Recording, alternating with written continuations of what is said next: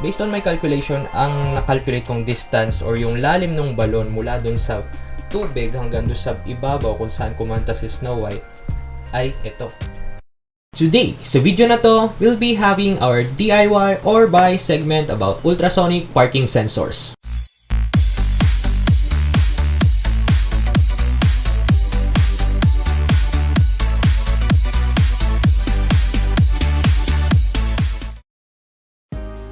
If you are new here, my name is Christian Adolfo. I'm a licensed electronics engineer based here in the Philippines. I do unboxing of anything about electronics, do-it-yourself stuff, and I love sharing knowledge through YouTube videos.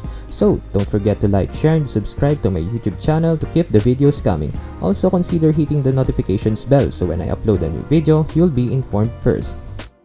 With the technological advancements, the engineers was able to build self-driving cars. In the heart of these machines are the sensors. Just like us, a self-driving car needs an eye to see, like this camera. To measure the distance between the car and another car or object, it needs more than a camera. It needs something that will obtain a physical measurement, and you guessed it, a proximity sensor comes into play. Sa mga hindi nakakaalam, ang ultrasonic sensor na kagaya nito measures the distance to a target by measuring the time between the emission and reception of sound. From the word ultrasonic, gumagamit to ng sound para ma-measure natin yung distance. Okay? So, paano ba nangyayari? So, kuha tayo ng board. So, ganito yun. Halimbawa, meron ka ditong obstacle o yung hindi kita sa screen. Ayan, meron na. For example, meron ka dito obstacle, tapos nandito yung ultrasonic sensor natin. Sa case na to, yung ultrasonic sensor natin, meron siyang dalawang part. Yung transmitter natin, tsaka ito yung receiver. So, yung transmitter natin, yun yung magta-transmit ng signal.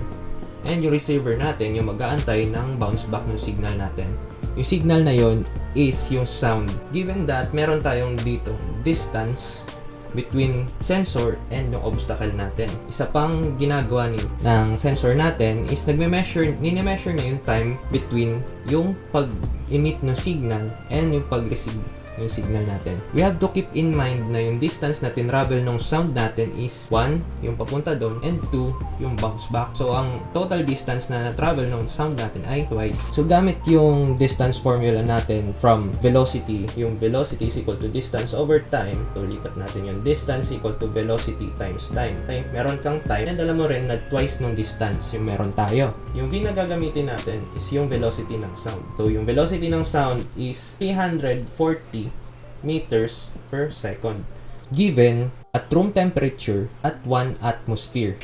And yes, pinoint out ko doon na at room temperature and at 1 atmosphere kasi depending sa location kung saan ka magsusukat ng speed of sound, magkakaiba yon. For example, magsusukat ka ng speed of sound sa mountain, iba rin yung temperature doon, iba rin yung air pressure. At sea level, pwede natin gamitin na yung 340 meters per second approximately. So kung titingin ka naman sa mga physics books tulad ng hyperphysics ni Carl Nave, ang speed of sound na ginamit doon at room temperature, exactly 20 degrees Celsius, ay 344 meters per second. So, para walang butal, gamitin natin approximately yung 340 meters per second.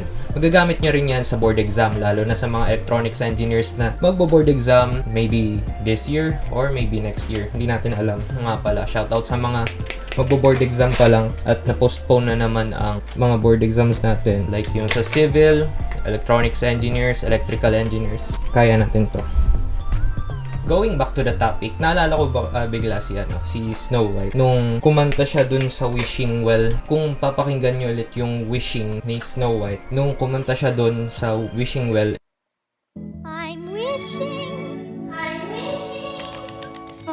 merong echo na bumalik. From that, pwede natin makalculate yung lalim ng balon, which is related dito sa ultrasonic sensor na ginagamit natin. Based on my calculation, ang nakalculate kong distance or yung lalim ng balon mula dun sa tubig hanggang dun sa ibabaw kung saan kumanta si Snow White ay ito.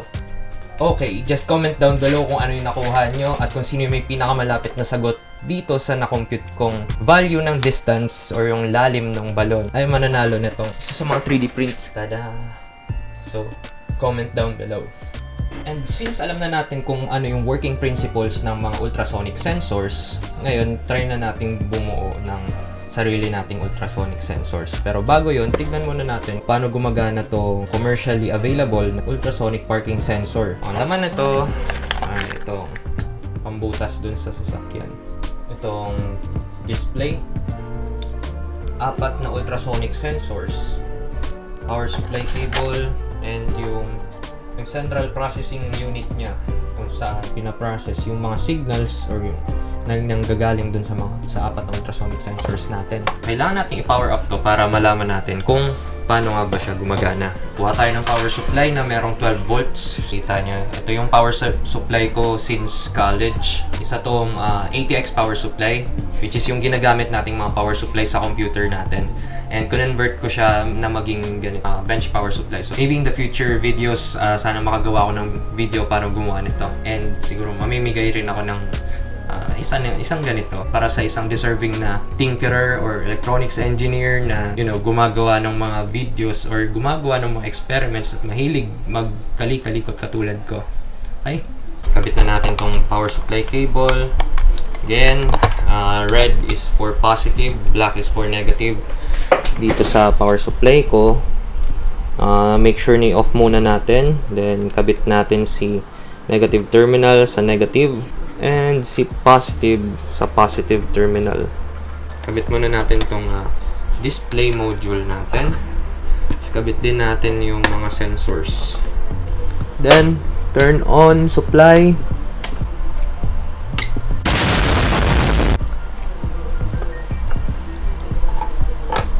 Hindi siya nag-turn on. Why? Okay. Ayan, nag-on na siya. Meron tayong reading na dash. So, wala siyang reading. Wait a minute! Ito sira. Sira yata yung napadala sa akin.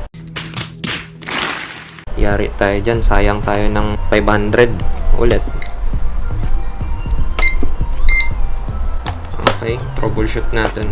Wala talaga. Oh, sorry. Di kaya low voltage? No. Check natin yung power supply kung gumagana. Magana. Baka sira yung module.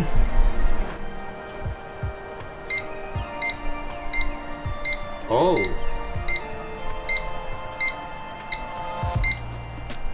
Bakit ganon? Hindi ko alam kung ano yung sira. Kung yung power supply ko ba o ito yung may sira. Wow. What if gamit ako ng battery sa sasakyan? Baka hindi niya gusto yung ripple output nito. Baka may masyadong mataas na ripple na hindi niya gusto kaya siya nagto-turn off. A few moments later. So ito, nakahanap ako ng ibang power supply. Try natin tong gamitin kung gumagana ba siya.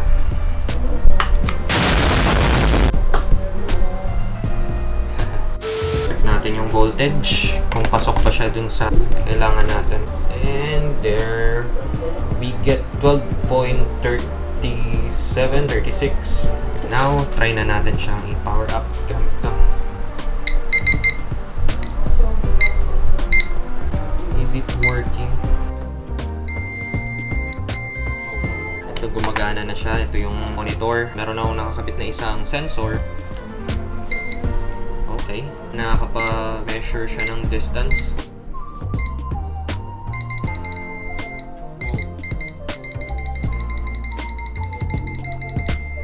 At 0.3 meters.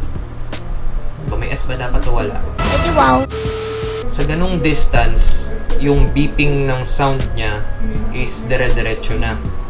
So yun yung isa sa dapat na magawa natin sa DIY na ultrasonic parking sensor. Next is ikabit natin yung iba pang mga sensors and kung paano siya magre-react. Kapag tinry kong takpan tong isa, nagsi-zero yung reading natin. And kapag tinakpan ko naman yung dalawa, so based on observation, ang working principle na itong ultrasonic parking sensor is kung sino yung sensor na merong pinakang mababang reading, siya ang mariread dito sa ating display screen. Yun ang kailangan natin gawin using Arduino and ultrasonic sensor. yung mga ultrasonic sensor na katulad net, meron siyang magkahiwalay na transducer para sa transmitter and isa sa receiver. On the other hand, dito sa mga commercially available na car parking sensor, ito na rin yung transmitter at siya na rin yung receiver. Mag-i-emit siya ng sound, then siya rin yung mag-aantay nung bounce back ng signal natin. So ngayon nakagawa ako ng isang simple sketch. Lalagay ko na lang dun sa description box yung link ng schematic or ng connection nito and yung mga materials na kailangan and yung code.